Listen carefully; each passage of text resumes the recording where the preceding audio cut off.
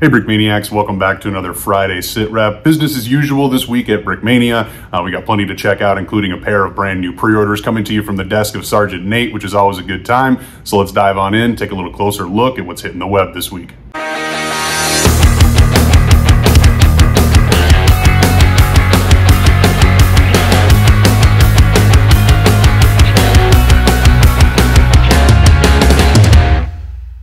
Okay, and for this week's check-in, we actually have a pair of models we're taking a look at. This is the DUKW, and this is the LVT1. We are at the desk of Sergeant Nate to take a little closer look at these builds. So this one is your design, this one you're project managing, am I correct? Okay, sweet. Yeah, so this is an LVT1. Everyone knows what an LVT is, I think.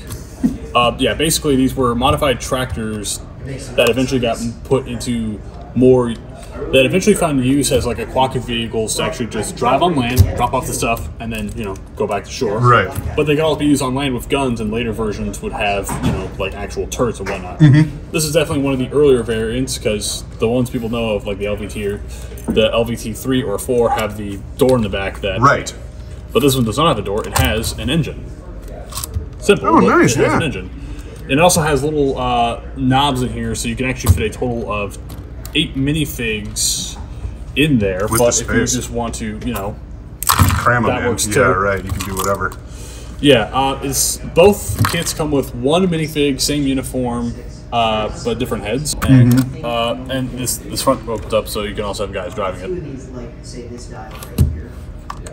There's no printed pieces at all. Okay. And I mean literally, because there's really nothing to print. Just that sticker, that sticker, that sticker, and, you know, just a couple more options. Some pretty easy stuff. Okay, so even on the back there, that's not, okay, yeah, I see, because it's cross element. Yeah, but yeah, that's the LVT, get out. And now, now this guy, it's been 8 years. I really don't know why it's taken so long to redo a duck, because the ducks were really common and all over the place. They were used a lot, like they were used for landings in Anzio, in Sicily, D-Day as well. Some of the, I know the British used a fair amount of them. So yeah, they're used by both Army and British in the Western Front, but in the Pacific, they were everywhere. Because this is basically a CCKW base. They use like the wheelbase of the CCKW, but they just made a boat hull around it. So I kind of just did my own thing with this, and here's a CCKW for comparison. So yeah, it's a bit more than I wanted it to be, but it's literally just a giant boat CCKW, so that's fair. Like, yeah, it's super solid. Like in real life, this thing is 30 feet long. So, I think one of my favorite things design-wise is how, like, the truck bed actually goes, it falls inwards toward the cab because a lot of weight's in the back. So when it floats on the waterline, it's kind of like that. Right. So it is flat to that top angle, but that angle that is a little bit further down is kind of where the water tilts it. Figuring this out was also a little tricky because I didn't know for the windshields. Getting the angle? Yeah. Because it's kind of got a weird thing where it just kind of like sticks out like that. It's got a winch in the back. These 2 pieces will be printed for the windshield. We got a broken circle star print over here. We also have a few different marine options and 1 army option for customization. I went with Montague. Okay. But everyone calls him Duck. Get it? Because he's a duck. 14 guys, because the 2 drivers as well. You only get 1 minifig. Right. We sell more minifigs, so buy them and put them in here. There you go.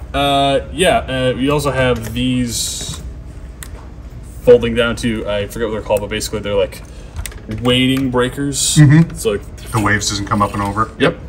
This also saw use in Korea as well.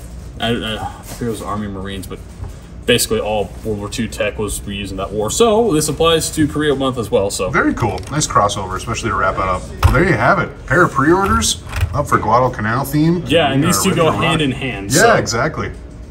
Very, very cool to see, and definitely worthy of a further breakdown in a future Designer Studio episode. But for now, Nate, thanks for checking in. Moving on, in addition to the guys you see before you, we also have standalone female fast helmet heads in various nougat, so make sure to check those out as well. And then we've got these guys, the Vietnam Helicopter Crew Pack, which has been a long-awaited release, to say the least. I'm sure you recognize these guys from one of the most recent Hueys, but definitely need to see them as a standalone release. They're available in a 4-pack with everything you included seen here, everything you see here included. So go ahead and scoop those up and crew your helicopters. All right, Brick Maniacs, that'll just about do it for me. Remember, though, if you live near one of our retail stores, there's literally brand new savings that run all week, every single week. So make sure to check those emails for this week's most recent deal, because if you're in one of those locations and you live close to it, not only do you get the access to those awesome kits and the stuff that's sold out online, but now you get weekly retail deals that make it even sweeter to stop by and see what's new there. So make sure you check that out and swing in. Otherwise, that'll do it for a Friday Sit Rep. Thank you very much for watching.